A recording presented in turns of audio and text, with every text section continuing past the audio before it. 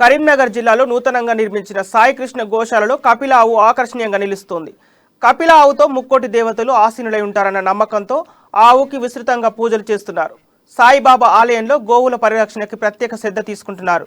Local గోవులు అంతరించిపోతుండటంతో ఈ గోశాలలో ప్రత్యేకంగా లోకల్ ఆవులను పెంచి సంరక్షిస్తున్నారు. ఇందులో భాగంగా ఇటీవల ప్రత్యేకమైన జాతికి చెందిన కపిల గోవును తీసుకొచ్చారు. ఈ కపిల గోవుకు భక్తులు ప్రత్యేక పూజలు చేస్తున్నారు. ప్రతి ఒక్కరు కూడా ఈ కపిల గోవుకు పూజ చేయించుకుంటే చాలా మంచిది.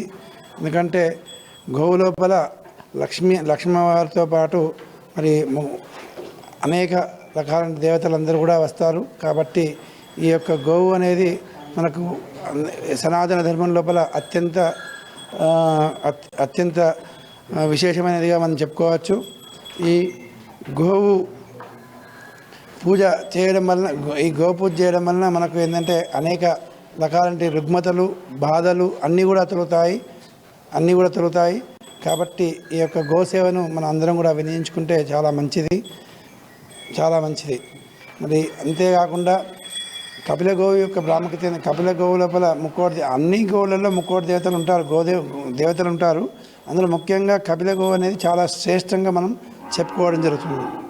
ఈ విధంగా కపిల గోవు అనేది చాలా శ్రేష్టంగా చెప్పుకోవడం జరుగుతుంది.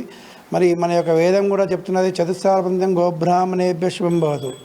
అంటే ఈ 4 ఈ భూమండలం లోపల మనకు ఏంటంటే గోవు అనేది బ్రాహ్మడు, అదేవిధంగా బ్రాహ్మడు మంచిగా ఉన్నట్లయితే మొత్తం కూడా మన యొక్క భూమండల ప్రపంచమంతా కూడా పరిరక్షించబడుతుందని